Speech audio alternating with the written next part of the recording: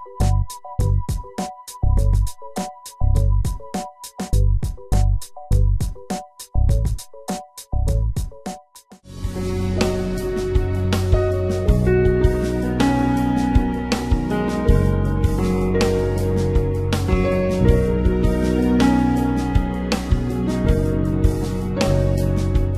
morning, Minister Mas-Colell, Dr. Chong, Dr. Lucas, Dr. Prescott.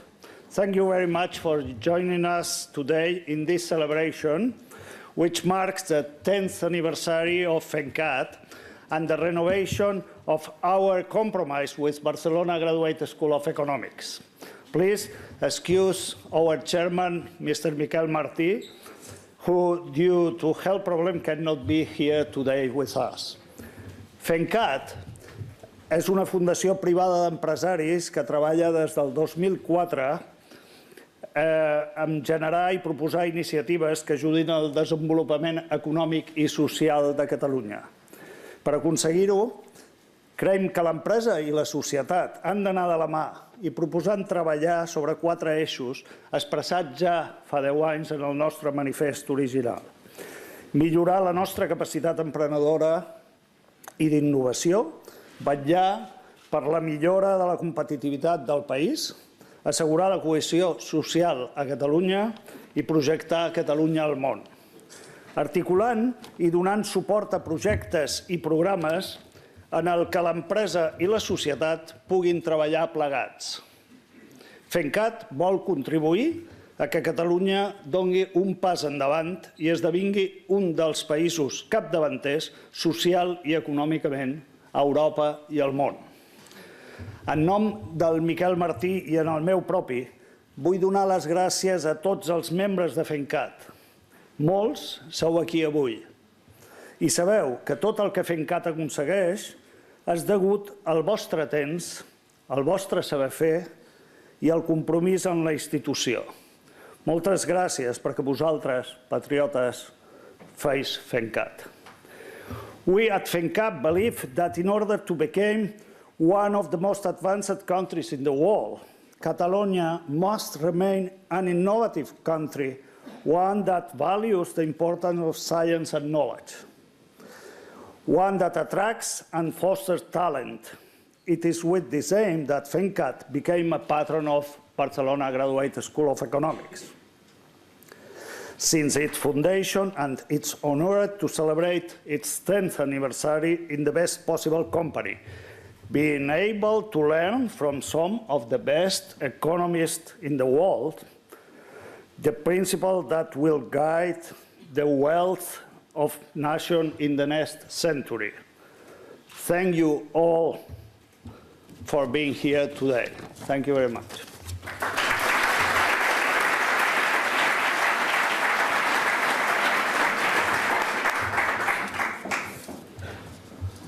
Bon dia, good morning, and thanks for coming. Conseller, Andreu Mas-Colell, Ed Prescott, Tom Sargent, Chong-En, thanks for coming. It's very important for us to have you here. I just want to say a word of thanks also to FemCat, perquè FemCat, com ara ha dit molt bé Lluís Gullan, des del primer dia de la Barcelona GSE han cregut en la Barcelona GSE i han sigut membres patrons. I per tant pensem nosaltres que ha sigut una molt bona inversió i una inversió que esperem que tothom continuï fent més perquè tenim moltes idees i altres coses a fer i créixer. Realment ha sigut important. Nosaltres ara a la Barcelona GSE estem al 7è any, comencem el proper curs serà l'8º. Per tant, ha sigut de les primeres coses en què FemCat s'ha involucrat i ens sembla que ha sigut una cosa realment important per Catalunya, per tot Europa també, tindre un grup, com tenim ara, d'economia reconegut internacionalment. Tenim justament aquests dies la reunió del Scientific Council, en el qual ells són membres, però també tenim molts altres membres distingits d'arreu del món, dels millors economistes que tothom coneixem. So it's a pleasure to have you here again, and not only we have today an incredible topic, like the wealth of nations in the 21st century, but any graduate student taking a PhD anywhere had gone through Andreu Mas-Colell's textbook on microeconomics. And, yes, and some who had done macro a little more advanced, they also had gone through the book of Lucas, Prescott, and Stocky, which we're going to celebrate this year, 25th anniversary. So it's not only the 10th anniversary here, it's the 25th anniversary. It's also the 25th anniversary of the Society of Economic Dynamics, that they were founders. And it's the 25th anniversary that we had a meeting in Santander, which was, for some of them, the first time they came to Spain. And that was a great time. So welcome back again, and welcome to all of you, and thanks for coming.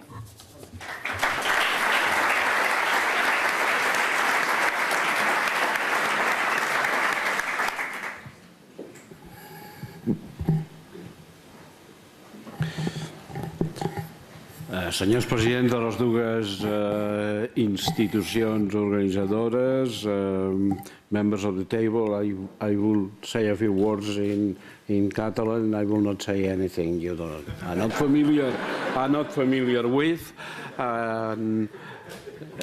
Bé, jo faré de moderador i voldria començar per manifestar, per donar les gràcies a les institucions organitzadores, per felicitar-les per arribar als 10 anys i als 7 anys i per organitzar aquesta reunió. Jo crec que em limitaré a dir que avui serà un panel, una discussió que anirà de creixement econòmic. I això és important, i és important per nosaltres ara i aquí. També és important en general. Un dels ponents, el que tinc a l'esquerra, una vegada va dir la frase que va escriure la frase que quan comences a pensar en el creixement econòmic difícilment pots pensar en cap altra cosa. I, en fi, per què és important per nosaltres ara i aquí?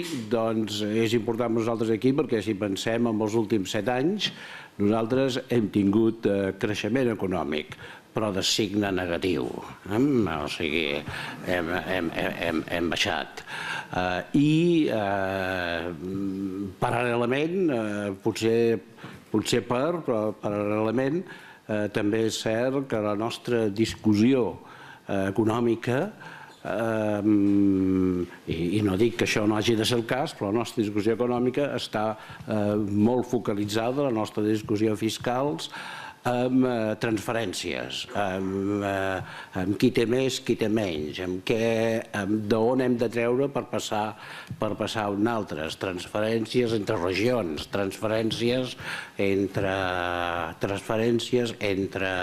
entre persones.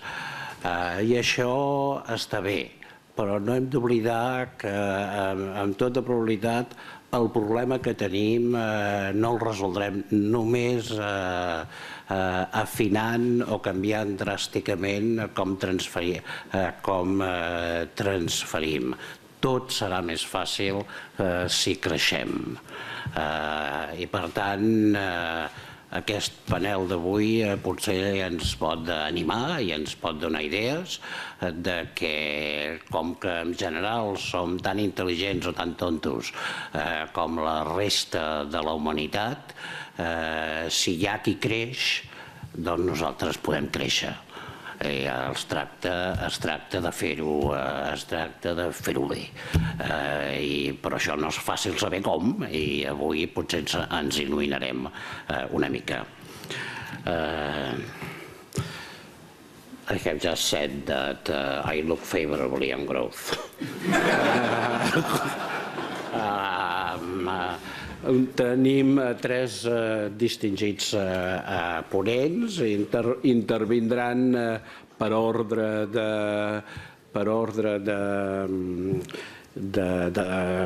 seniority, d'edat, diguem-ne, i començarem amb el professor Chong-En Bai, Professor Bai earned his bachelor in the University of Science and Technology. He's from China. Then his PhD was from Harvard, where I had the pleasure of knowing him, and it was obvious that he was going places. He then was a professor at Boston College, was Boston College, yes, at Boston College, and then Hong Kong University, and since 1994 or 1994, he's at Tsinghua. 2004, he's at Tsinghua University in Beijing, where he's associate dean and has had a leading position in the economics department, and he's one of the figures that has built what's one of the best economics departments in China. And I don't say the best because I don't want to offend anybody, but it's a leading center. He's the director of the National Institute of Fiscal Studies, also at Tsinghua University. He has gotten many prizes, and he has published widely in public economics, corporate governance, development economics, and the economics of China. Professor Bai, the floor is yours.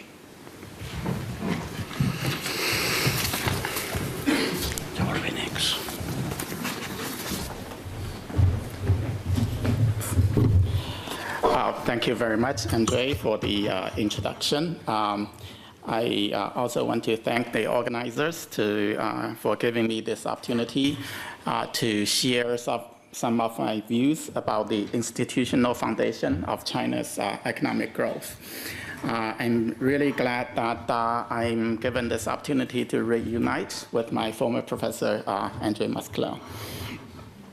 And as most of you must have known, China's economy has been growing very rapidly over the last 35 years. Since 1978 to now, the average growth rate was just below 10% on annual basis.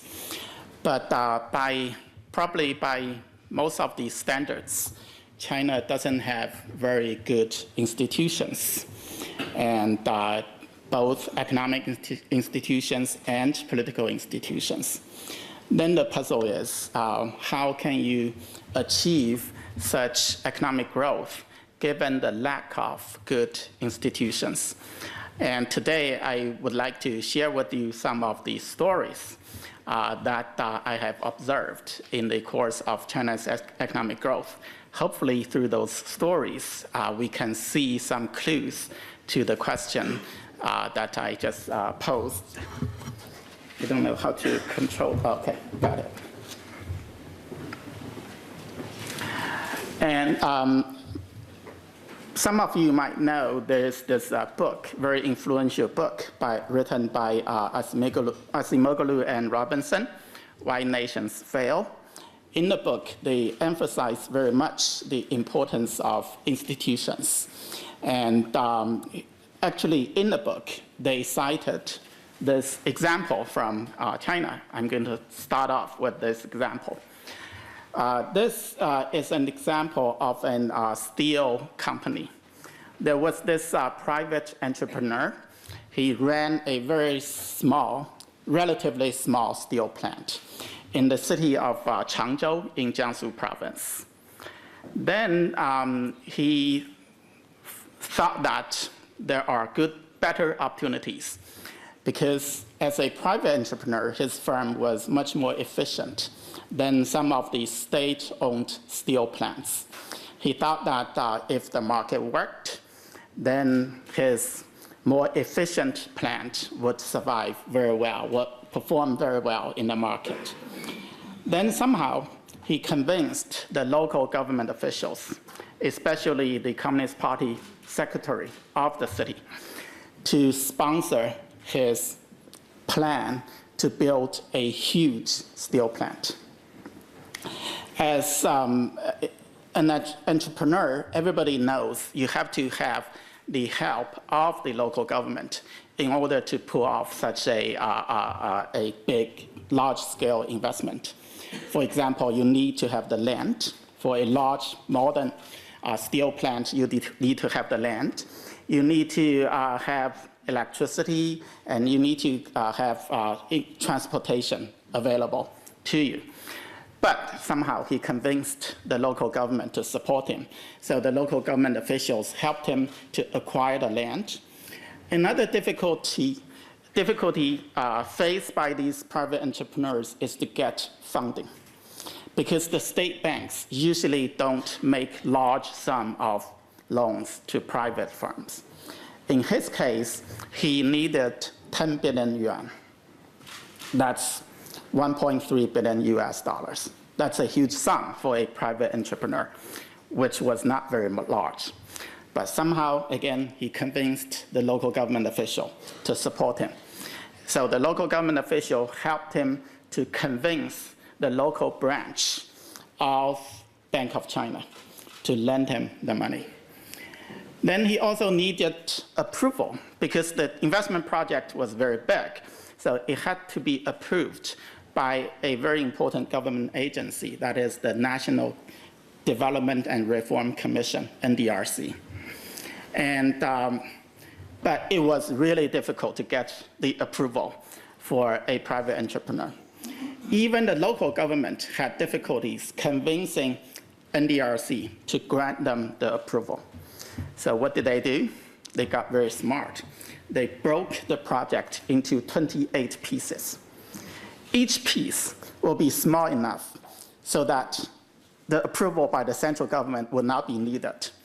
The provincial government would be able to grant the approval. So everything looked rosy. The land was acquired, bank loan was secured, approval, although they didn't get the approval they wanted, but they got something that's close enough. Okay? What happened? They started building this plant in 2003, and less than a year later, the central government came down, and the central government ordered the closure of the building of this steel plant.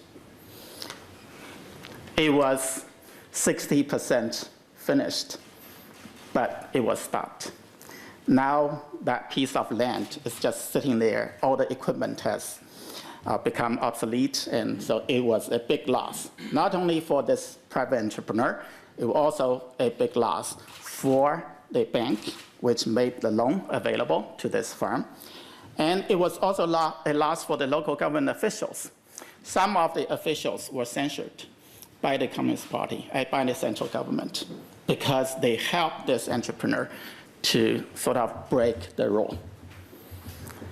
And if this is the most common story in China, then people become very pessimistic. Actually, a lot of people are very pessimistic. If you join a discussion of economists in China, most of the time, 90% of the time, you will hear people discussing all kinds of problems. You will become very pessimistic after you hear all those discussions.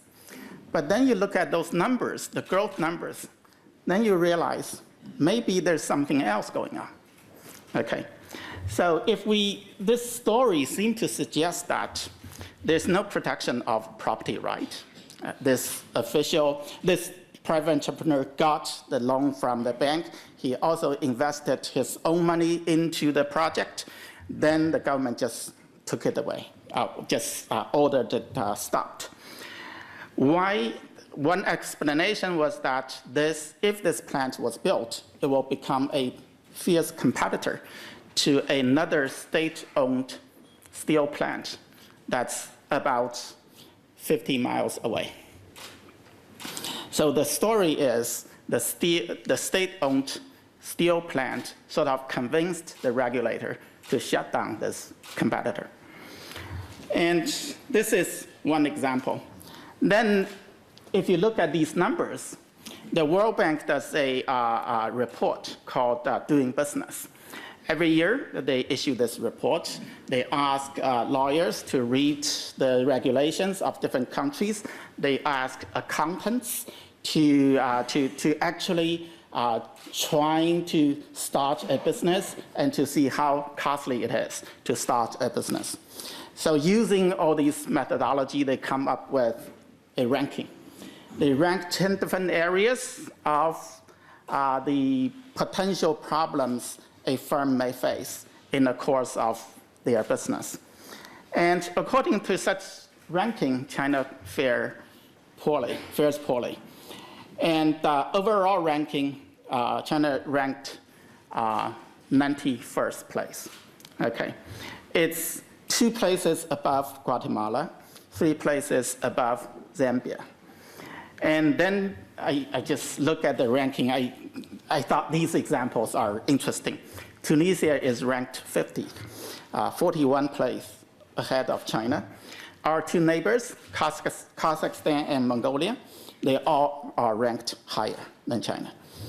Then there are 10 different subcategories. And in most of these important subcategories, China ranked very poorly. Starting a business is very difficult. We are ranked 151st place. And dealing with construction permit is even more difficult. We are almost ranked at the very bottom. And then getting electricity is difficult. Protecting investors, as that story cited by Asimoglu and Robinson illustrates, it's terrible. And paying taxes, firms pay very high taxes, etc. So things look very bleak. I'm going to tell you some other stories that hopefully will help us make sense of some of these contradictions. There is another private entrepreneur who was trying to do a similar thing as this first person was doing. This first person wanted to go to the steel industry. The second one wanted to go to the aluminum industry. Both of these industries, they all started in the about 10 years ago. And at that time, the construction industry was booming, so a lot of these raw materials were in high demand. So this private entrepreneur wanted to go into the aluminum industry, but that industry was dominated, almost completely dominated by this huge state-owned corporation. It's called Canolco, China Alumina Corporation. It had 98% of market share. 98% of market share. When this state-owned firm went public, the government, in order to help this firm to sell its shares, the government granted mining rights, almost all the mining rights to this firm. So there was also China's aluminum ore, bauxite, was of low grades. International technology doesn't work with this kind of material. So this firm had a monopoly over the technology that can be used to extract aluminum from the local ore, local mine. So it had monopoly over the mines, it had monopoly over the technology, it had 98% of the market share. There seemed to be no chance for any private firm to break into that industry. But this entrepreneur is not a usual entrepreneur. And this entrepreneur,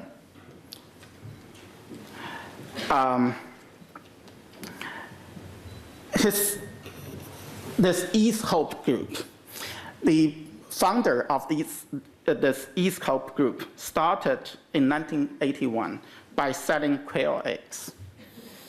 Then later, the family business, there are a few brothers. The brothers sold pig feet. They became rich. They had money. But then the brothers had quarrels among themselves. So they broke up the family company. And this brother, Liu Yongxin, wanted to go to into the aluminum industry. So he is currently the 6th richest person in China, according to a certain ranking. But he wanted to go to the aluminum industry, as I just explained. It was very difficult. How did he do that? 60% of the aluminum reserve were located in this one province, Henan province. And the big state monopoly was a central government-owned company. It was one of the 50 biggest central government-owned, state-owned company. But the local government had no stake in this company.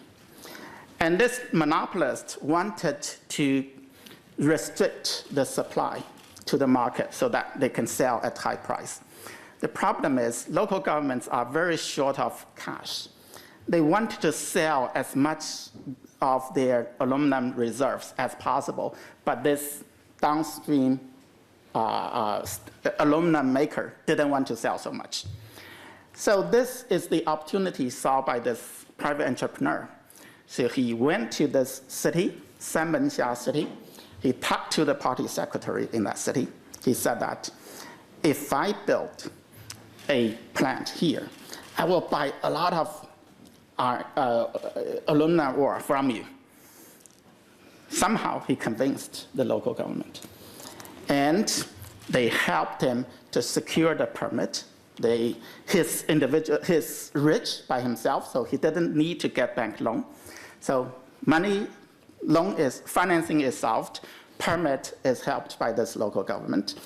The national monopoly was very unhappy. Every step of the way they fought. They tried to prevent this private entrepreneur from investing in this industry. But somehow the local government helped all the way. So he succeeded. The problem is how did he get the technology? I said that earlier. There was a monopoly over the technology in getting aluminum from the local mine. A few of the engineers working for the national monopoly, they were very unhappy about their pay. So somehow they broke away from their former employer. They set up their own research institute, doing research on the technology for aluminum.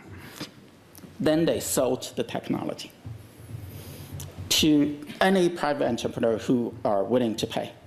So Mr. Liu got the technology from these engineers who broke away from their former employers.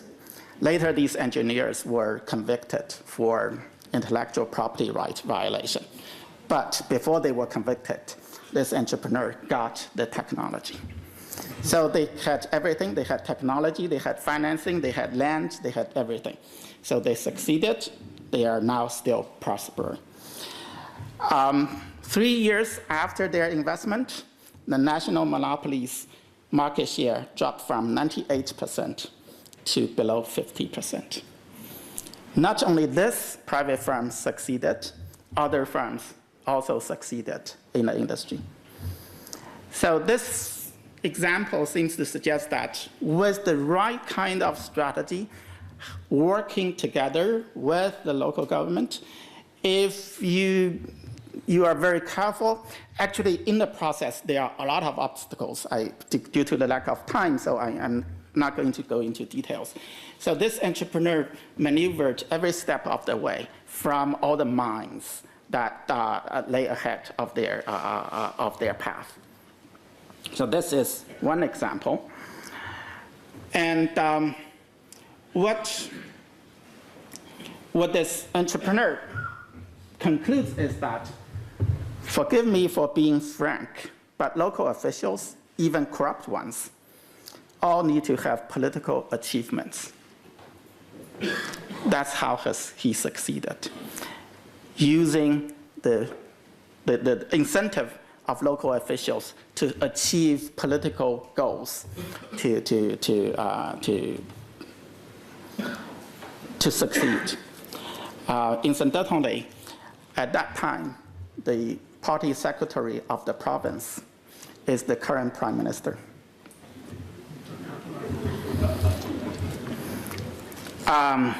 I don't know whether he had anything to do with that, but this entrepreneur worked with the city officials, not the provincial officials, but that was, I just want to mention this coincidence. Then there is another story. This story is sort of, this firm is not private. It's a local government-owned, state-owned enterprise. It's an automaker. As you know, China didn't have an auto industry for very long, and most of the firms, most of the cars running on Chinese streets are foreign brands. But there's this one city in the province of Anhui, city of Wuhu. It's a very remote city. It has very poor industrial base, but the party secretary has big ambitions. He wanted to build an auto industry in that city.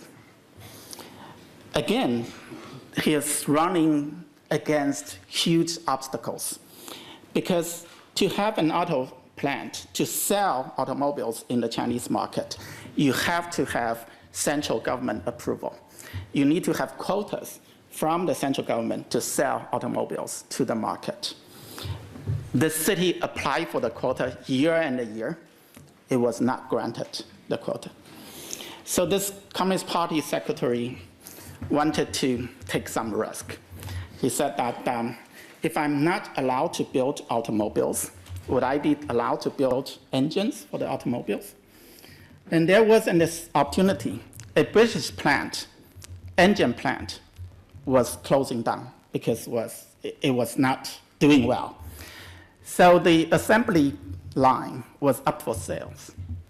So this city of Wuhu purchased this assembly plant.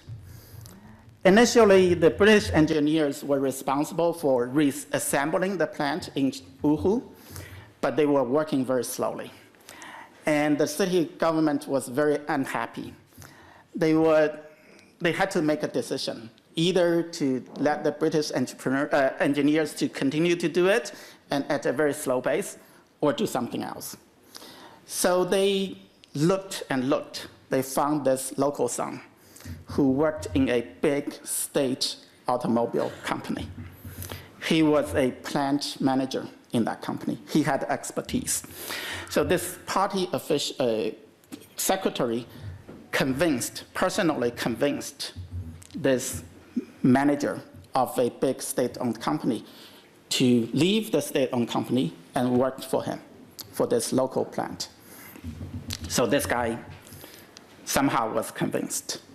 Then he came, and the first big risk he took was to dismiss all the British engineers. Then he himself, with another team of local engineers, did the reassembly of the engine plant. But that was not the end. They wanted to sell automobile instead of engines. So what did they do? First, the city officials lobbied the central government. The central government was not budging. Then they say, suppose we don't sell automobiles we produce in the national market. We just sell it on the local market. Would you agree? Then they also this party official also get help from a godfather in the politics.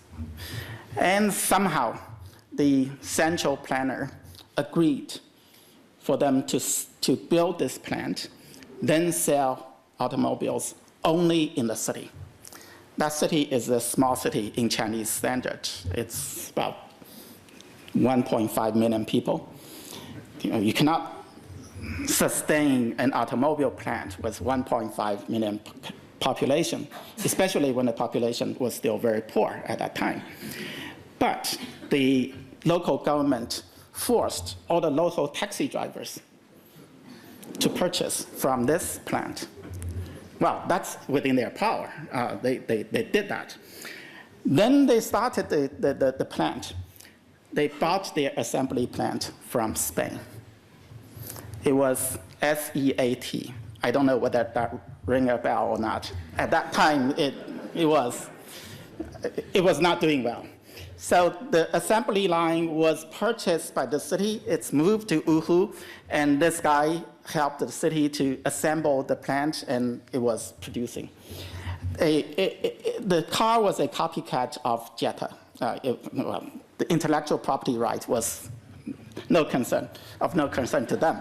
So they built the plant. They sold it to the local taxi drivers. But obviously, they have to lose a lot of money doing that. Again, they try to lobby. So here is, the characters are too small, and you probably cannot read it.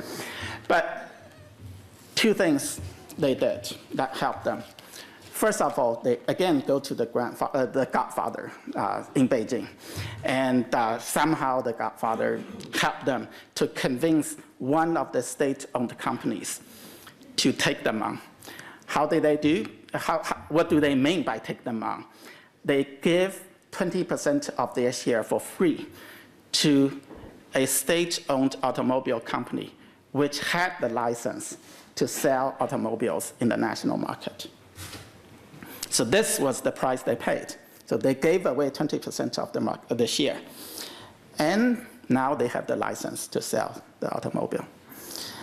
Then the next year, they came up with another model of the car, which was exactly identical to the GM car that was jointly produced with this state-owned company that received 20% of the share for free.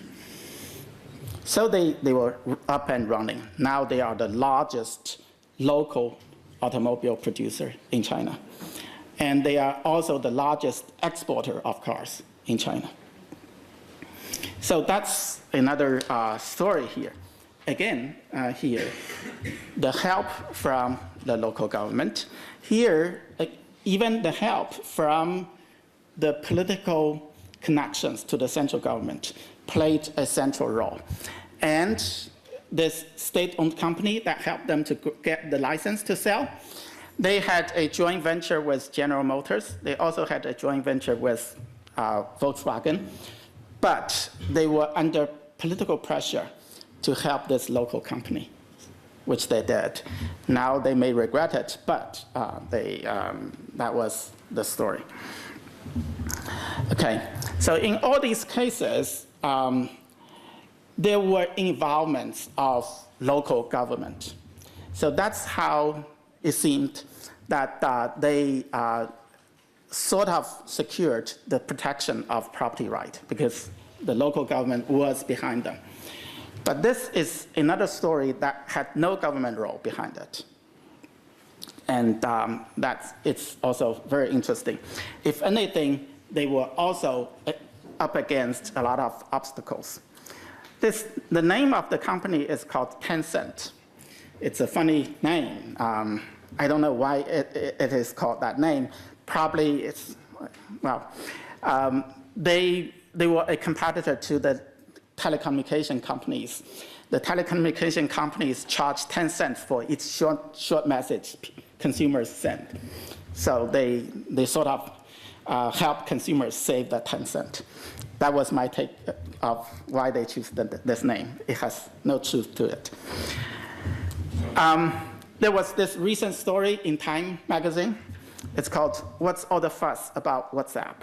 We all know that Facebook spent $19 billion to purchase this company, WhatsApp.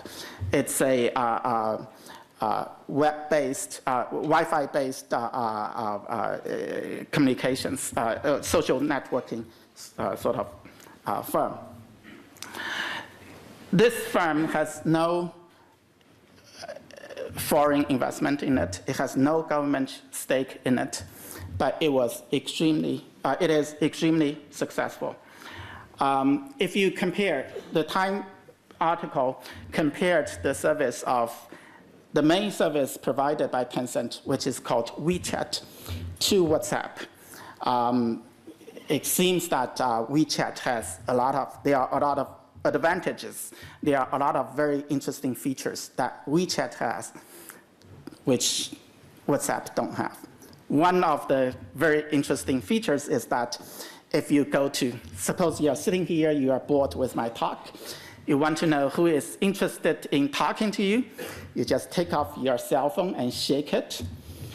You will know who's in the network, who are in this room.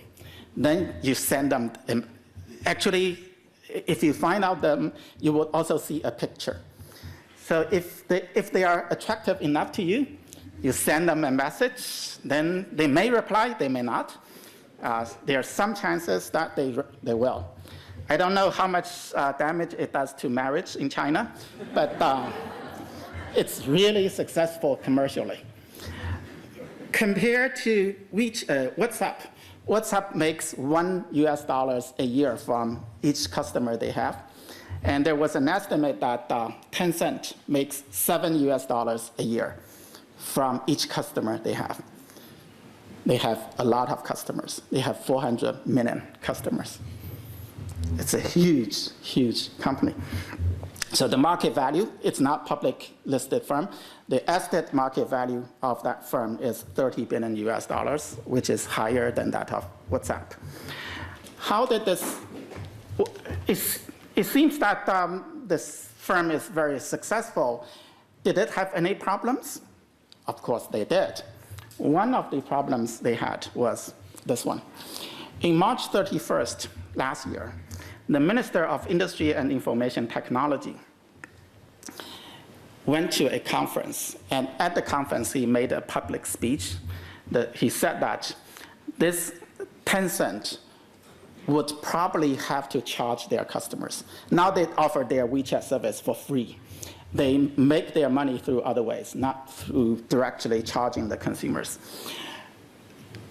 But that's very bad for their competitors. The state-owned telecom companies were very unhappy because they offer their services for free. So customers are leaving the state-owned companies in droves. So they complained to the government regulator. So that's why this minister came out and saying this company may have to charge a fee. The minister says that it's only reasonable for a market-based firm to charge for their service. Otherwise, it's not reasonable. On the same day, the spokesperson for this firm told the official Xinhua news agency that they would never charge a fee for basic services from their customers. How can they resist this minister, this hugely powerful ministry, which are regulating their industry? It's their customers. Because there are 400 million customers, they all enjoy the service for free. When a government tries to force this company to charge a fee, you know the customers are not going to be very happy. So there was a survey done on April 4th, just 4 days after the announcement made by the minister. The survey found that 90% of the customers threatened that if a fee was charged, they will leave the service. They will not use the service. And it worked. So far, the government has not been able to force this firm to charge that fee. So this is another story here. Would the government, actually the internet business in China is almost completely dominated by private firms. This Tencent is one of the biggest. The other, Alibaba, was another very big firm. Alibaba is applying for IPO in New York, and it's estimated that it's going to be the biggest IPO in the history of New York Stock Exchange. Then there are, in almost all areas of the internet business, private firms dominate. It doesn't mean the government was not trying to dominate the sector. It did try. Another example here. Renmin Daily is the Communist Party mouthpiece. It's the most, it's the most authoritative official government newspaper.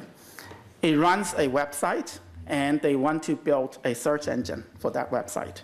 So in 2010, the test version was launched, and then they appointed this celebrity, Ms. Deng Yaping. She was, for 8 years consecutively, she was the top female ping pong player in the world. Somehow, the government thought of appointing her to run this business. After 1 billion yuan was invested in that project, November last year, the search engine ceased to provide service. So the government did try, but failed very poorly. What's the lesson we can learn from that? So if we have any takeaways from these stories, I would like to summarize them. Maybe not perfect. I would welcome comments. First of all, formal property rights protection is really poor. There are laws, but the enforcement of laws are not so strict, and no one can challenge the government. There is no constitutional court in China, so no one can challenge the government. And businesses face many difficulties. They need approval to carry out an investment. They need land. They need financing. All these things are difficult to get. But local governments can help. Why they are so interested in helping entrepreneurs to achieve their goal? Because there is strong local competition among provinces. Also, their political career depends on the economic success of the region. So that's why they are interested in helping. And they are very capable in helping as well. State capacity is very important here. Even if formal protection didn't work, there are de facto protection. If you want to take away a business, the business may fail immediately.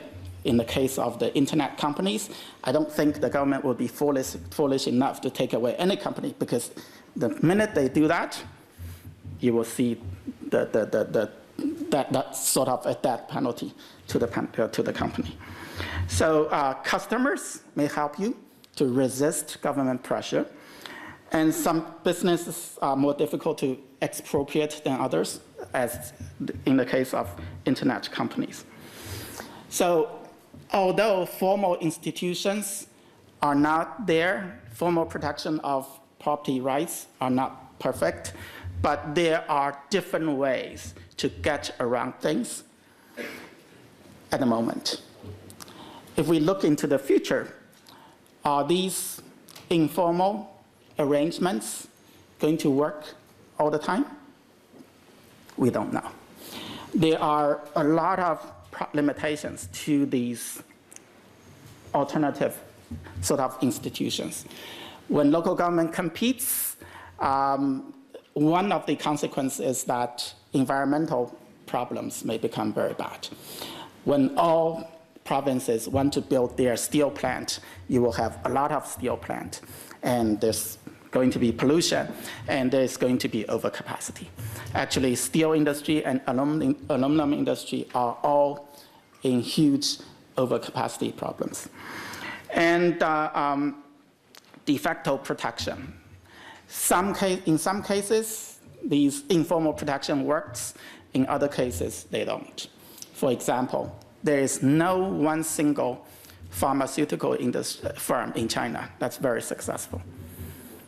Because for pharmaceutical industry, if you invent something, if your formula is leaked, then you are doomed. For internet business, you needed to adapt to the market change all the time. So there is no secret formula. The formula is embedded in the entrepreneur. So if you take away their business fails.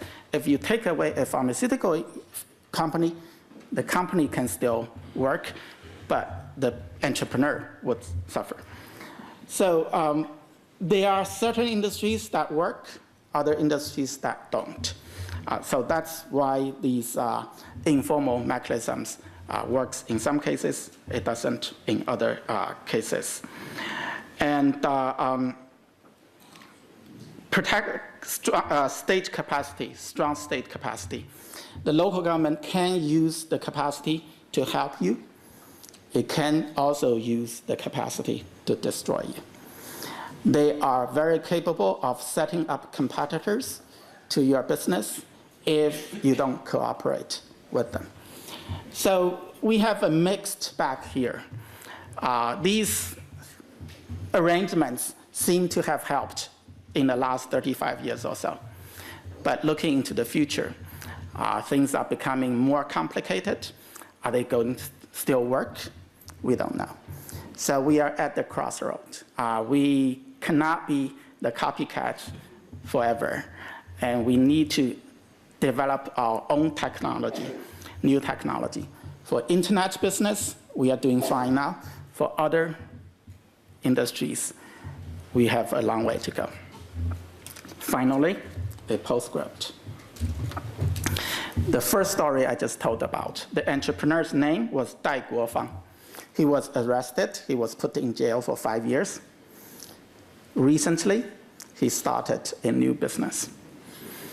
He started a new business in the nickel iron alloy industry. He made, again, 10 billion yuan of investment. He is now the largest producer of nickel iron alloy in China. That's the end of my presentation. Thank you.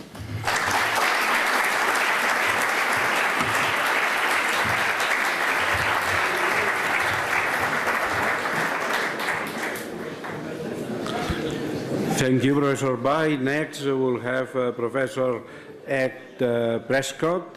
He's the director of the Center for Advanced Studies in Economic Efficiency at Arizona State University. He's professor of the Department of Economics at the Carey School of Business at Arizona State University and chief advisor of the Research Department of the Federal Reserve Bank of Minneapolis. Formerly, he was a professor of economics at the University of Chicago and Minnesota, and started his career at Carnegie Mellon. He has received many honors, including the Nobel Prize in Economics in 2004 for joined with Finn Kinlan, and for their contributions to dynamic macroeconomics, particularly the time consistency of economic policy and the driving forces behind business cycles. Ed?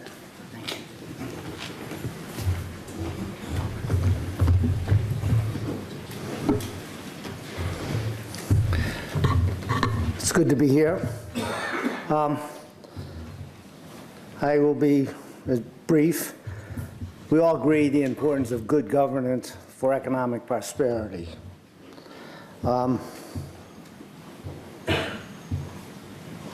Technology. That helps too. Press this button. This one.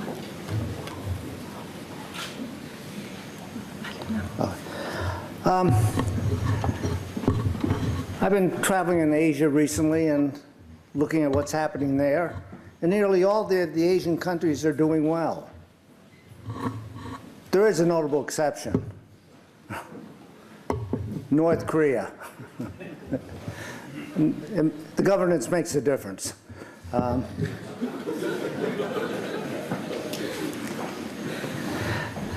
But Asia is an interesting area. 5 Asian economies, you have to say economies because some of these are not countries, Hong Kong and Taiwan, according to some people's definitions, have joined the set of the most advanced industrial economies after experiencing growth miracles. You can see the path, that rapid growth.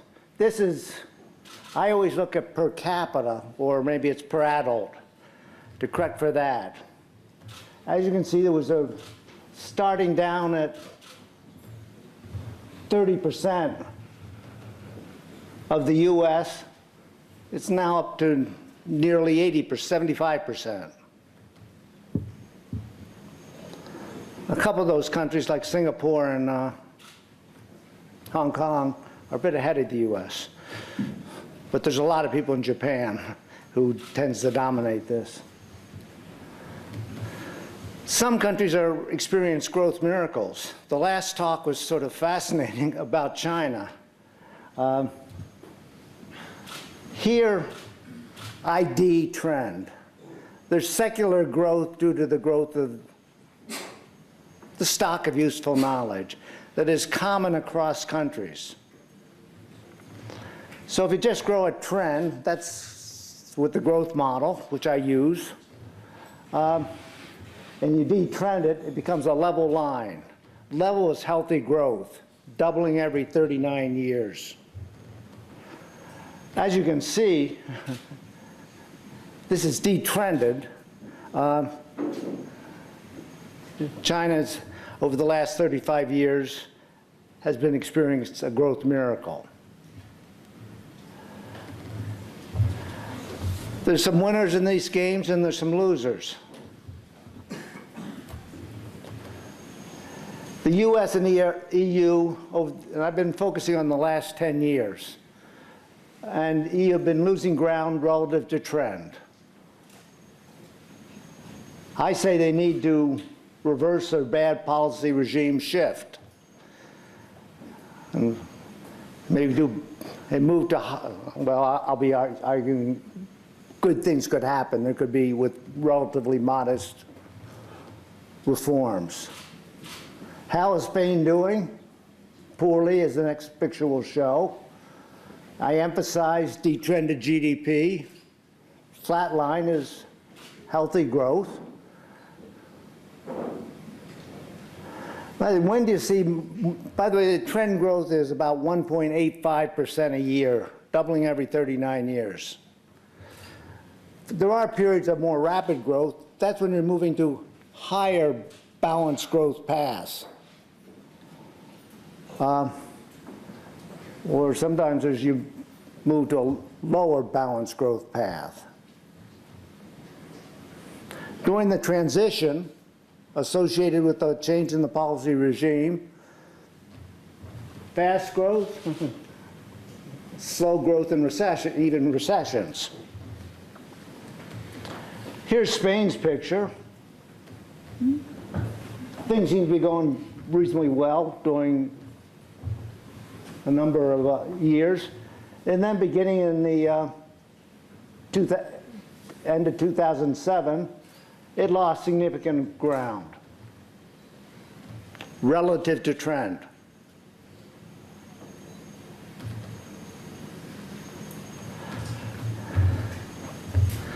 Some people have a misconception about the Asian industrial countries. They're doing fine.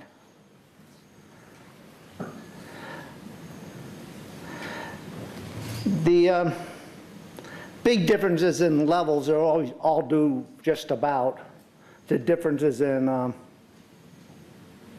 well, due to differences in policies. The thing that leads to this big differences in incomes across countries at a point in time. Japan lost their decade of growth in the 92 to 2002, but then they got back onto trend. They had a recession, they recovered, and are virtually back up to trend. With new Abenomics, I'm not optimistic. There's some good things in those plans and some bad things. As you can see, Japan lost when the US, North America, and Europe were, Western Europe were doing well. There was a regime change associated with Koizumi. He reformed the banking and did some other things. And they even recovered a little bit of the lost ground.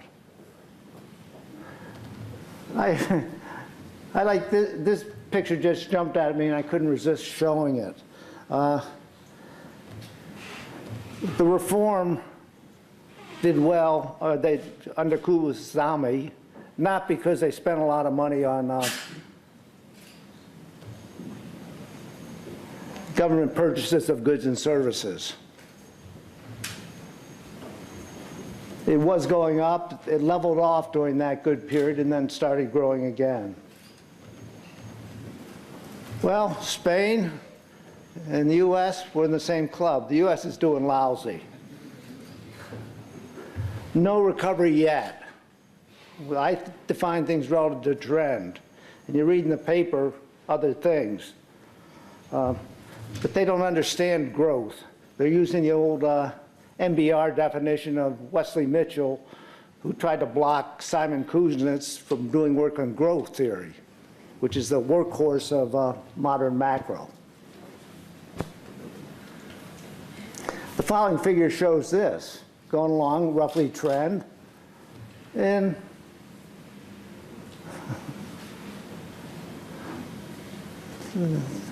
there was that recession, and since then it's been not going along that well. Actually, it seems to be even falling further below trend. Actually, now in macroeconomics or aggregate economics is a hard science. There's theory, there's deviations from theory. We can make quantitative statements. This theory has been tested through successful use. And this was a fairly major study. We have lots of every birth year cohorts, so it meant that there's a lot of different groups. And needless to say, we did a dynamic general equilibrium. But the key thing, it's consistent with the national income product and capital accounts, as well as the balance sheet facts. Everything has to match. You can't have one set of parameters to explain phenomena A and another set for phenomena B. You have to stay with your set. True, when you have an actual model, you abstract from different things depending upon the question being addressed. Then you always check robustness. You know, you pick your model economy to display the key facts, and when you have a different structure, you have to go through that step again. And a lot of variance of the structure was used, and answers did not change. So what does this proposed policy regime change? Have mandatory savings for retirement. Some countries do. Australia.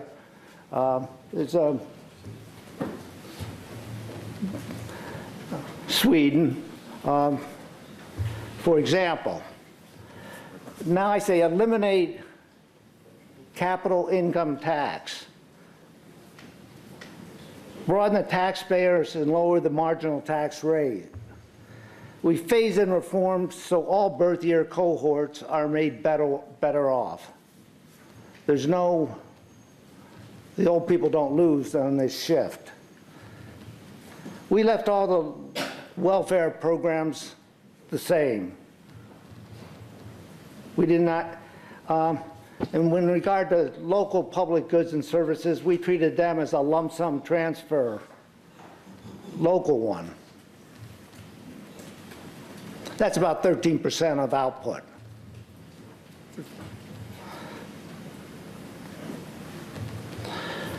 By the way, there's a really simple way to eliminate U.S. capital income tax. Just make savings not part of taxable income.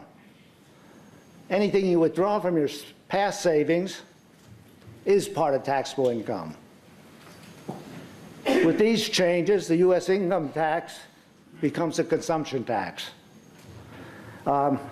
We've moved a long way in that direction already with these deferred compensation, 401ks, and retirement plans.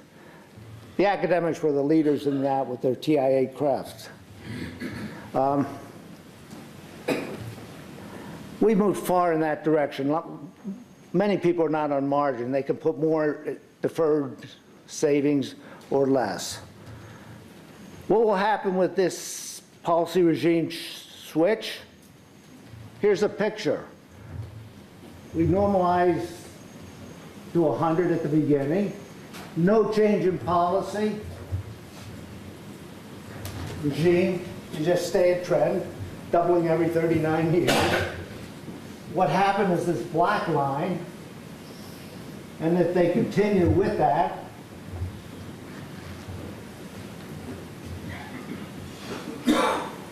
this is what will happen. The red line is with the reform. As you can see, in the public finance field, these numbers are astronomical relative. They're always happy when they get 0.5%. We're getting... Excuse me, should talk. Sorry about that. We're not getting 1.5%. We're getting 23% welfare gains for our grandchildren and 4 or 5 for people who are near retirement. In terms of output, it's leads to an increase of the trend level by 33%. This is output, not welfare. When I say welfare, I'm doing consumption equivalents. It turns out that with these reforms, people allocate more time to the market activities and less to non-market.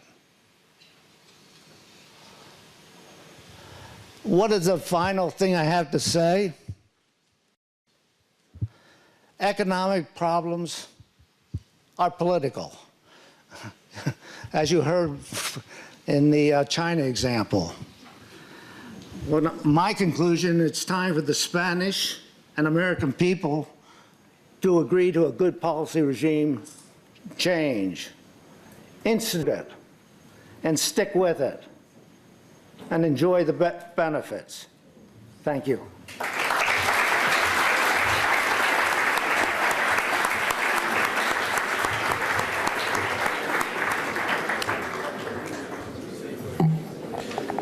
Thank you, Ed. The next speaker would be Robert Lucas. He is the John Dewey Distinguished Service Professor of Economics at the University of Chicago. Formerly, he was at Carnegie Mellon. Must have been exciting times at Carnegie Mellon in the mid-60s. He also has received many recognitions, including the Nobel Prize in Economics in 1995 for his contributions to the development and application of the theory of rational expectations in macroeconomic analysis.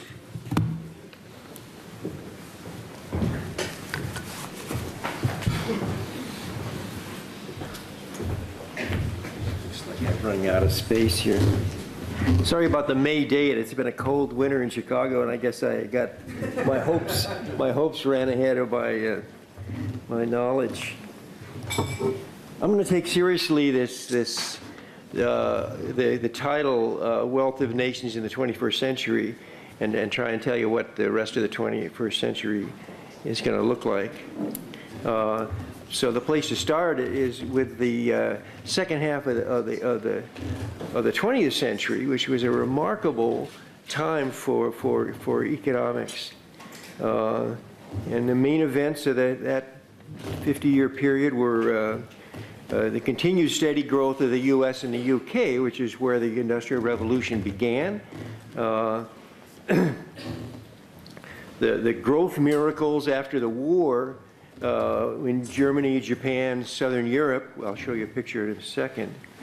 And then the third, and with increasingly more important to what's happening in the current century, is that in the 50s and 60s were the ends of the European colonial age. So billions of people who were basically non-European peoples governed by European colonialists became free countries, free from their Europeans, not free from their own leaders necessarily.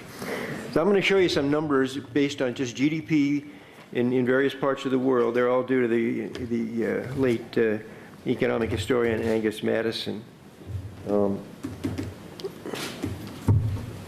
Here's a picture of what of 8 currently successful countries, And I could put the little ones in there too, but you've already got too many curves on this thing. See, I didn't want to put in, so Denmark and Finland didn't get in my picture, but you know about, you can see where the US and the UK, where you know who else is in that club.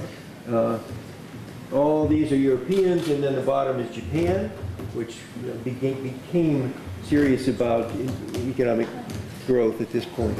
Now, I'm always going to be talking about levels. What we care about in terms of human, living standards, we care about the production per person in a society. And growth rates are interesting because they take you from one level of production per person to another. That's already, Ed's already shown that in his slides. Now, the period from 1870 to the beginning of World War II, there's some countries go up, some countries. Would you like this mic?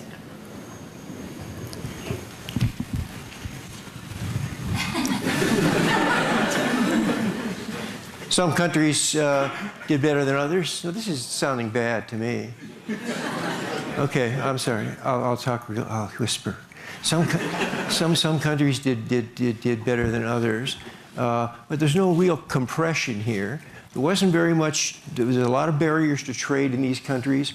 A lot of anti-liberal policies. The only country that's really gaining impressively during this period is Japan, and Japan, this is in a period where the rest of Asia was not growing at all.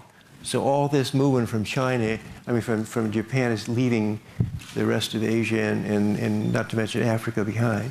Then you see the blast of World War II, and it's easy to see who the losers and who the winners are.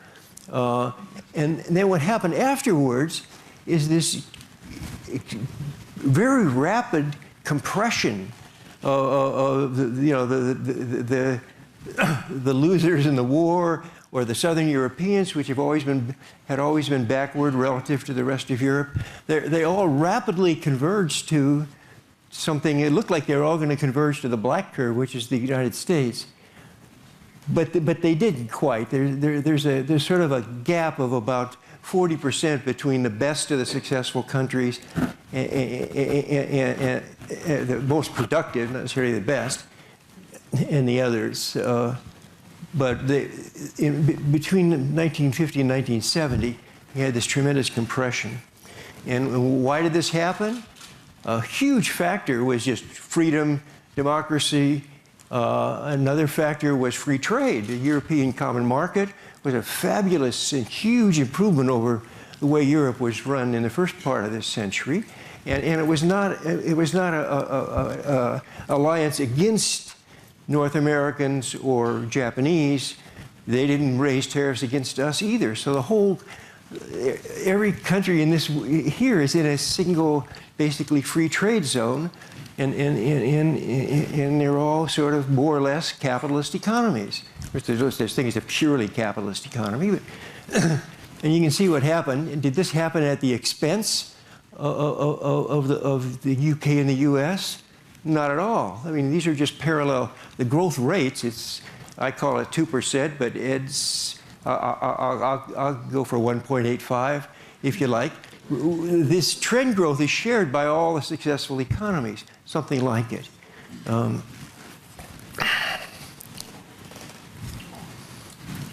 After a while, you forget what's on the next slide. Okay.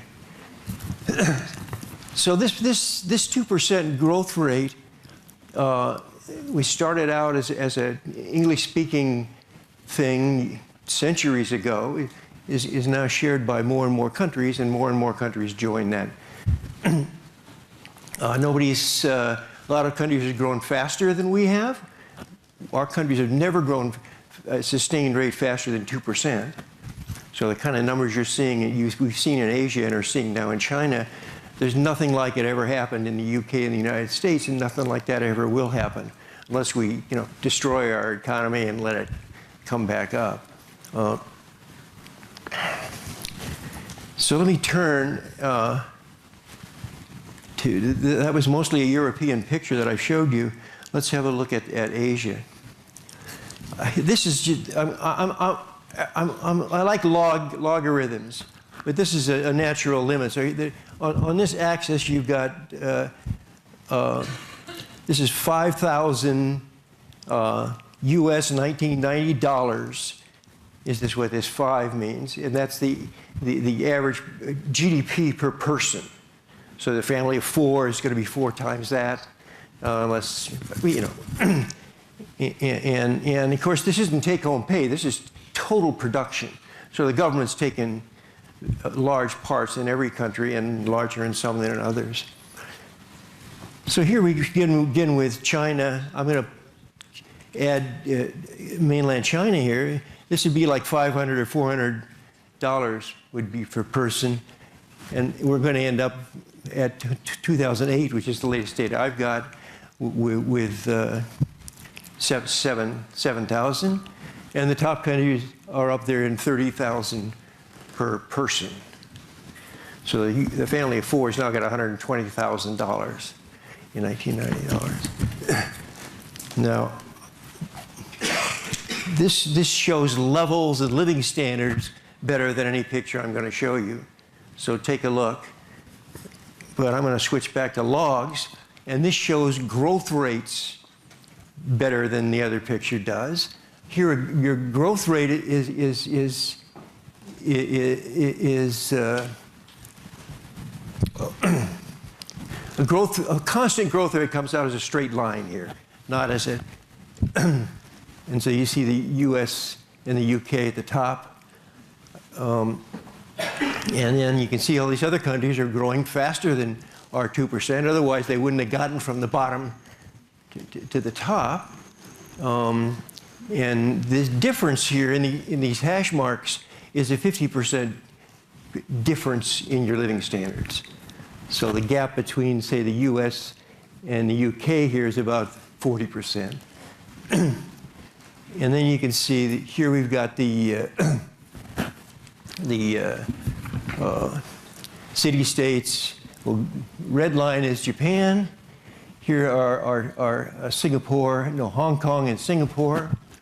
Here is Taiwan and South Korea. And then here's China. And as Ed says, the city-states are already up. They're up in between the band of the UK and the US. They've made it. They're rich. And they're not going to grow it faster than 2% ever again either. I'm not talking for about a month or a year. I'm talking about a 10-year period or something. Taiwan and South Korea are pretty much there, but not quite. And here's China. Many, many thousands of dollars poorer in terms of living standards than any country on this picture, but growing faster than any country in this picture. Now, back in the 1960s, the miracle economy was Japan. And everyone in the United States was talking about the Japanese as the wave of the future. They're going to be the richest. They're going to bypass us. And if you, so here, if you fit a curve, a growth rate curve to the China of the 1960s and extrapolate it, you get that picture. That's what people were worried about. Now, if you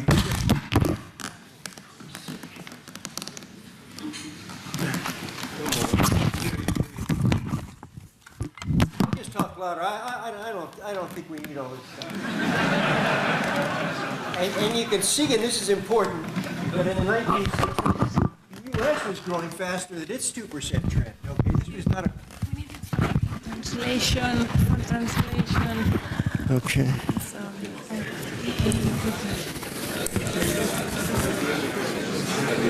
She needs it for translation. Okay. So this Japanese miracle was in no sense at the expense of the U.S. The U.S. got huge benefits from the prosperous Japan. But, you know, you can see where the slopes are going, and according to this thing, by 1980, the Japanese were going to leave us in the dust. But you can see what actually happened when you follow the solid red curve and see that Japan joined the group of successful economies. I don't believe they'll ever leave it. They'll move around within it, but they're never going to leave us in. We don't leave each other in the dust in these worlds.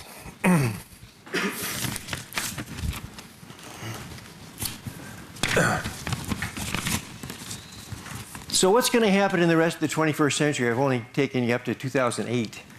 But I'll be faster, because you're always faster when you're making things up instead of looking at actual data. So one concern is, can we keep this is this 2% maintainable forever, or 1.85? Who knows, right? So some people are pessimistic, some are optimistic. Remember the story about young Mozart weeping because he told his father that all the good music has already been written. Well, some people think all the good music has been written. I'm not one of those in terms of technological change, but I'm with Mozart's father. But what's going to be exciting is not the 2% maintenance. Maybe it won't be 2, maybe it'll be 1.85 or 1. I don't know. But what's going to happen to the vast majority of people who are living way poorer than these leading countries? So I'll be focusing on China, the only really poor country I'm showing pictures of. Now, it's too late for South Korea and Taiwan to get rich. They're already rich. So the only country that's going to gain a lot of the ones I've shown you is mainland China. So let's take the bad way of predicting.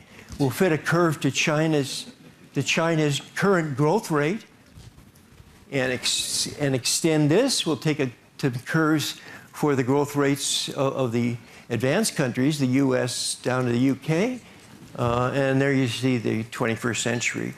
And I didn't get us any past 2070, because you can figure that out for yourself, Now, this is the same mistake we made in the 60s, in the 70s, talking about Japan. I like to use a little formula which says the growth rate in your country is equal to the leader's growth rate, 0.02, times something. And this times something is the higher the leading country is relative to your country, the faster it's going to give you an added bonus. So the poorer you are, the faster you grow. This doesn't work for the sort of Chad, Mali level places, but it's going to work for the countries. It's working for China. And then this theta it's some parameter, which I estimated it on the miracles that we've already seen. So there's two parameters involved. This is my theta, 2/3, and the growth rate of the leaders is 2%. Apply that formula that I gave you, which involves solving an equation that I won't put you through. Again, we're starting by extrapolating the last decade of Chinese growth, but we're applying it to a curve which takes into account the fact that as China gets richer, they're gonna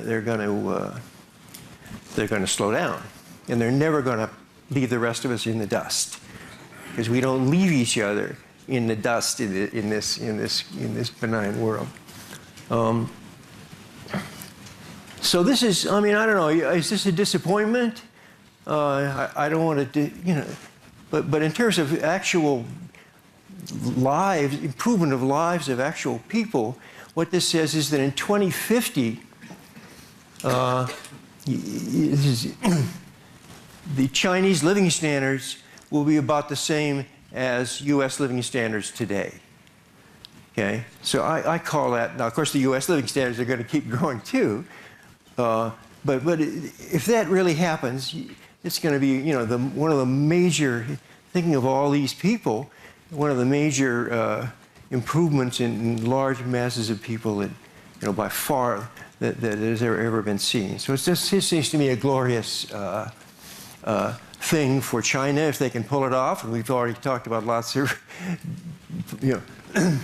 And again, it is not at the expense of, according to my, of the level of income in the countries that are already rich.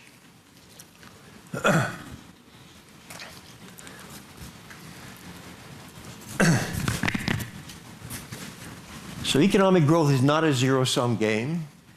The post-war recoveries of Europe and these miracles in other countries have been hugely beneficial to the United States as trading partners. And I can only wish that the mainland China, which is already happening, is joining this, and they too will benefit the rest of us.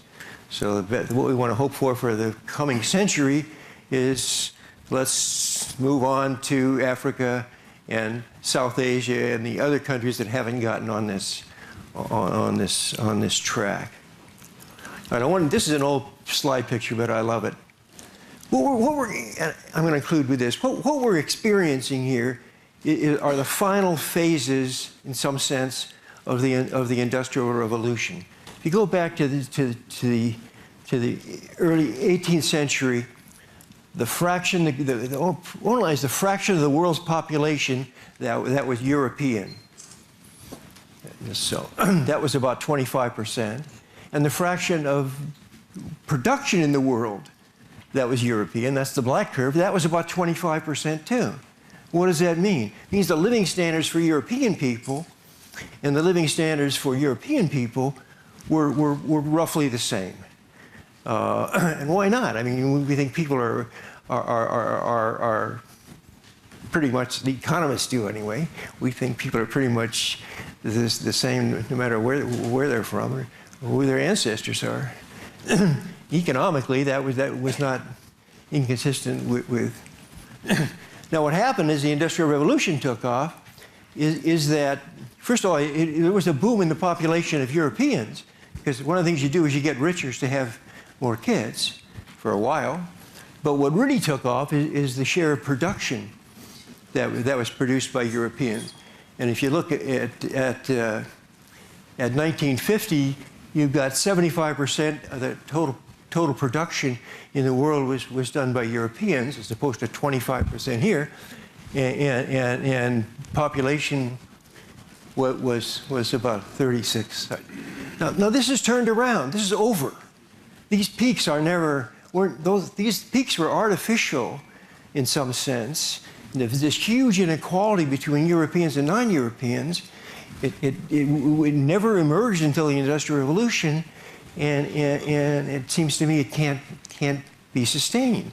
So what we're going to see in the century we're in, and it's already happening, it didn't show in this picture, but it was already starting to happen in the last part of the 20th century, is we're returning, the population growth of non-Europeans. It hasn't surpassed the Europeans, gotten back to it, but the non-Europeans are growing faster than the Europeans. Now they'll have a turnaround and slow down too, and most of them they have in many countries. But I don't know where this curve's going to end up.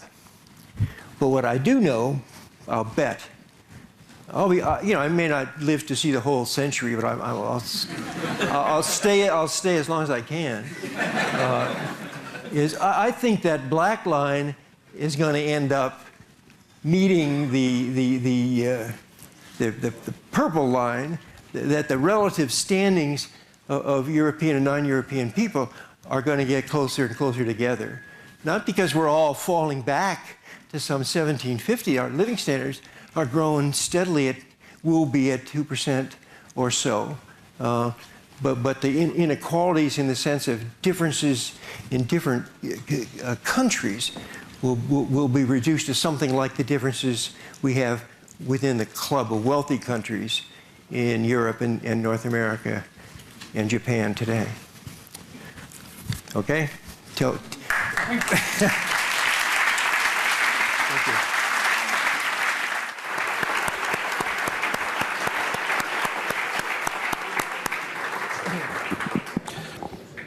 Thank you very much. First thing I will ask if any of the panel members has any comment on any other of the presentation of another panel member, and then I will open to the floor.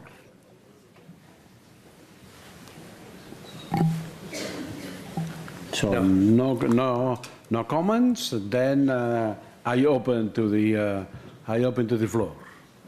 Podeu preguntar en qualsevol llengua que jo entengui i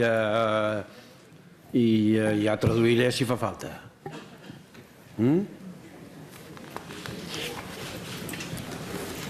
Si no hi ha preguntes, jo trencaré el foc.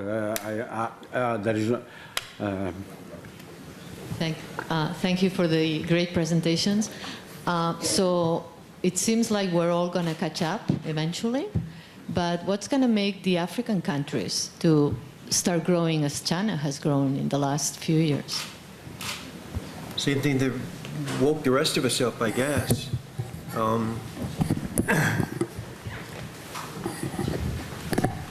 I mean, most of Europe, including Spain, for years people talked about the backwardness of Spain and the differences between, maybe they weren't Protestant enough to be successful economically.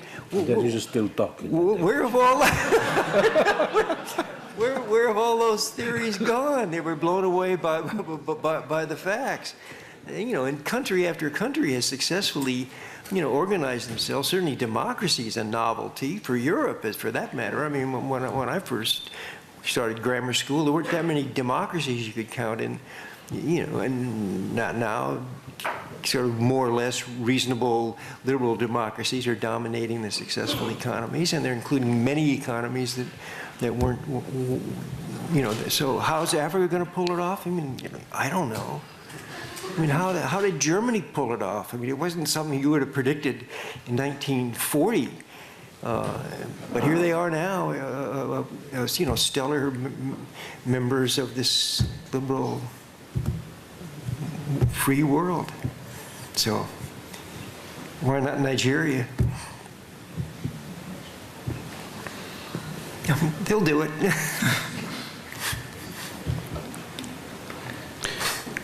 One question in the, no, go ahead. Just a minor additional point. When you look at the aggregate statistics in sub-Saharan Africa, they've stopped losing ground relative, and they've started gaining a little bit of ground. Will they make a transition into the growth miracles, which we'd all like to see? In time, I predict yes. No, it's true. Africa is living standards in the continent as a whole is better now than it was at the end of the colonial era. This nostalgia for the colonial era was not a good time for Africa. It was for some African people, but for a tiny minority. It was not a good time for Indian people or Indonesian people. These per capita income estimates from all these countries didn't start to take off until the 50s and 60s. So this, and it's going to take a while for all that to play out.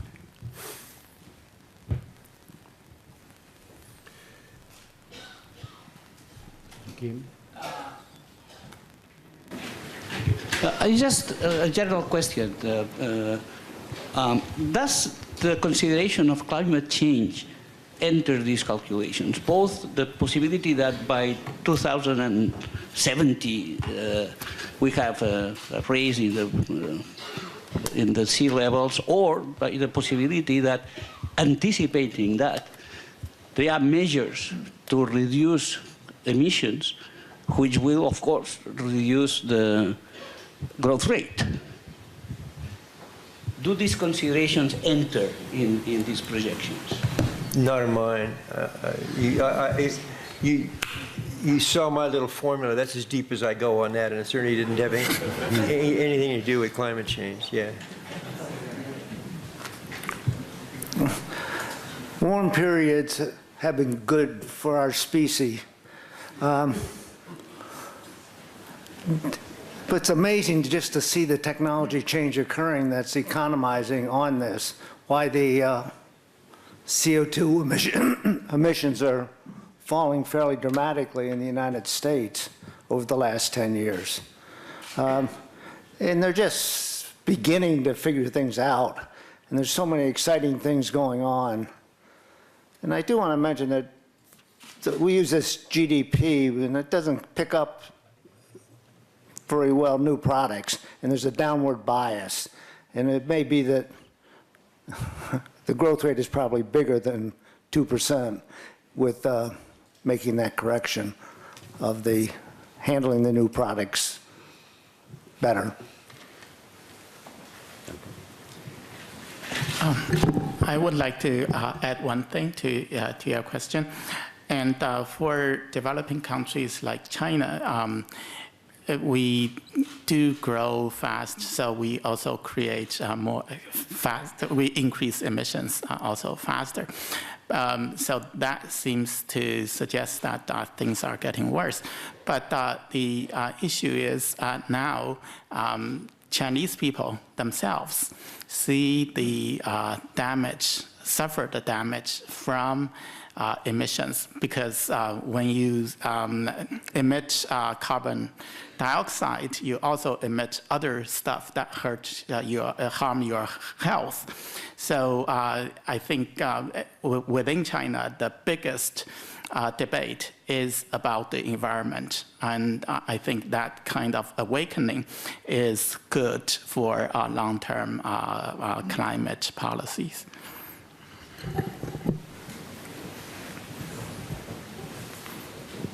There. I wanted to get your thoughts on the optimal size of a government, on the share of public spending to GDP. And let me put it this way. If you could write a constitutional limit on that share, would you like to do it? And if you did that, what limit would you set?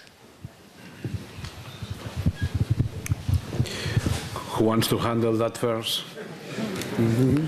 Well, I think Ed should, but I mean, we're economists, not lawyers, but what Ed showed at the end of his talk, the simulation that he and McGrattan have worked through, involves exactly trying to use economic theory to alter the government behavior in terms of the tax structure and the spending and whatever, and to try and predict what the consequences would be. I mean, that's a constructive way to think about possibilities for your country. It's things that are least feasible for your country. What kind of governmental I don't know how to write constitutions to make things like that happen, but if enough people are sold on McGrattan and Prescott's thing, then it's going to change the tax structure. I mean, it's just, right? They say, that's how it happens in a democracy. You got to convince your fellow citizens that we're going to be better off if we do this and do that, cut this spending, increase this tax. Economics has a role to play. But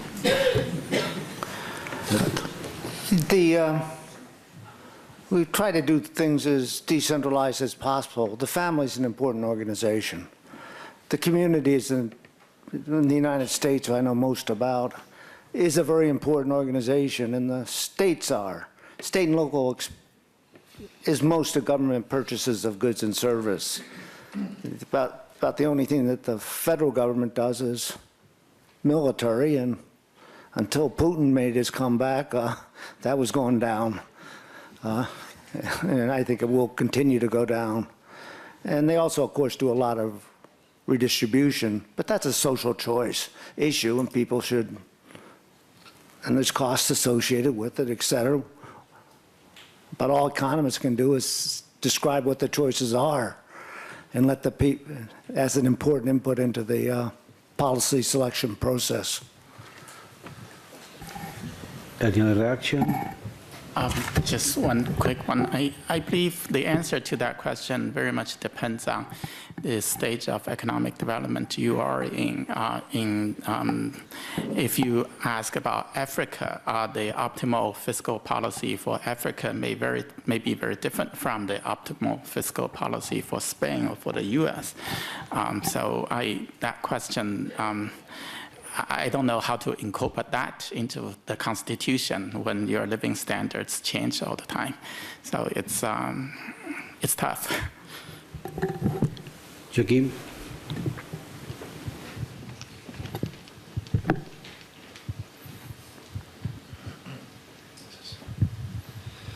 Yes, in presentation of Professor Lucas, you have shown the overrepresentation that the European, and I understood the US economy had in the world GDP compared to their population, thanks to the Industrial Revolution in the 19th and the 20th century.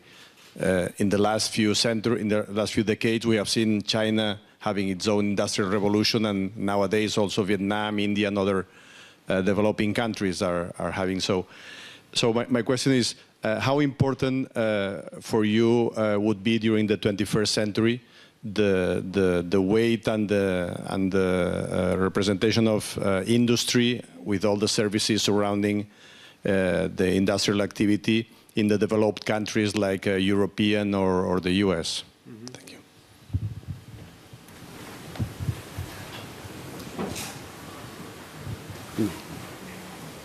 I mean, the U.S. has always used people from low-income countries to build our manufacturing. In the old days, we would bring people from Poland or Russia or Croatia over to Pittsburgh and Chicago, and they'd make steel. Nowadays,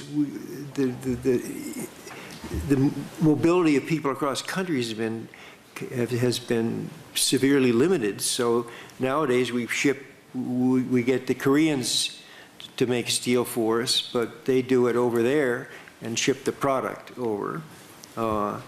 So this absence of flows of people means that the flows have to, a lot of activities that can use large numbers of less skilled people, they're going to happen abroad. That's what's going on in China and went on in South Korea. Yeah, I think it's going to continue to go. But it doesn't mean, we're all one world trading with each other, so it doesn't matter to me whether my car, is produced in my state or my country. I have to do something to buy the car, but it doesn't seem that each country's got to have its own its own source of everything. That was kind of the view back in the first part of the 20th century in Europe, and I don't think that's not what you're saying. I know, and I think trade does a lot to make up for the limitations on immigration. I think more immigration would be fine too. But. Can I put a question to you? I was comforted by one aspect of your talk when you said, I think a couple of times, that once you are there, you don't fall. Since we are in a crisis and it will still take us some years until we reach the levels of 2007, well, that was comforting. Also, in our discussion, the case of Argentina, we have some Argentinians here, come up often. Tell me that I can rest assured that we will not fall. When you're talking, I was thinking the only continent I didn't mention at all was South America. Yeah, Argentina is the classic of a country that was at the top, and back in now more than a century ago. But yeah, it is tragic. So, as he says, we should do things well. Policies do matter. I mean, Yeah, for sure. Okay. It'll happen, though. I mean, I don't know, Chile, although I hate to say it's happening because I've said that for so many other countries prematurely.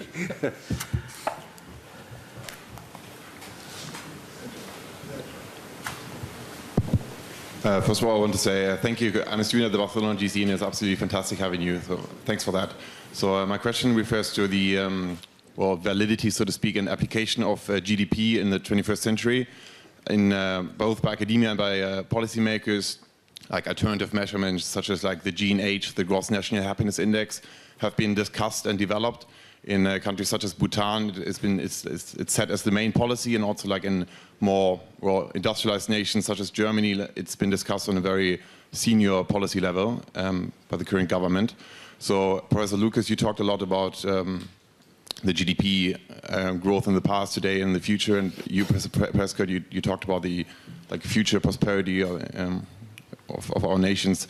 So my question basically is whether you regard the current measurement of wealth as termed by the GDP per capita as senior and like applicable and righteous, so to speak, in order to measure future growth, and what's your comment on the GNH in particular? Well, GDP is a measure of the produced goods and services of a country, and that's certainly no one would imagine that's the only thing that matters.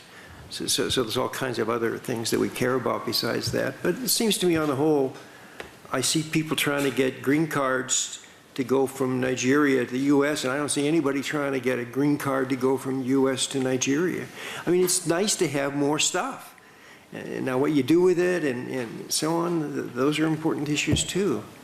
But you know, GDP is something that's kind of an agreed upon way of measuring, so you don't have to, it's an easy thing to use. The other measures, I'm not quite sure what they're, what's the goal? Do you think you're going to get some other measurement which measures everything that matters? Well, just to add up on that. How could that be? Just to add up on that, something in, I mean, the GDP doesn't incorporate any the GDP doesn't incorporate any environmental issues at all. Any what? Any environmental issues, so to speak, at all? Environmentalist? Well, it covers environmental, sorry. Huh? Covers the catalytic converter in my car because I had to pay for it.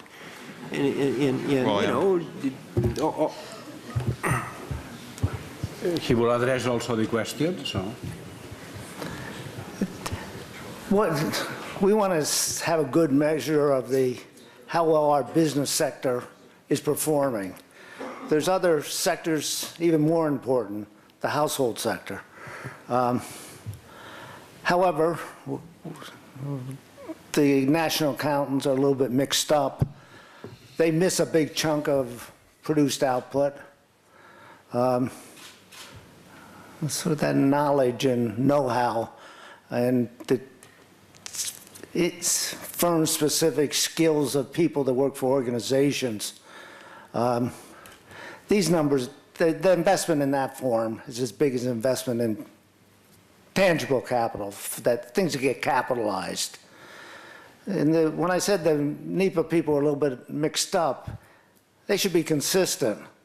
You use producer prices consistently.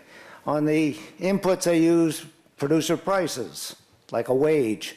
On the output side, they tack in the value-added tax onto consumption, and they use the prices paid by the household to judge how well that private sector, how good our legal and regulatory institutions are.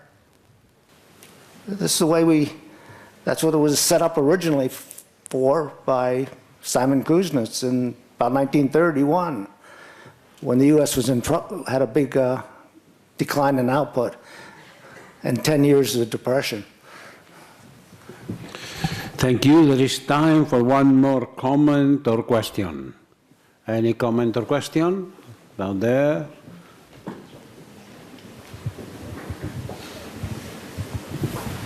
I would like to know your opinion about if one country can be strong and have a strong economy based basically in tourism. This is a domestic question. It doesn't work for Chicago, but it works pretty well for Jamaica.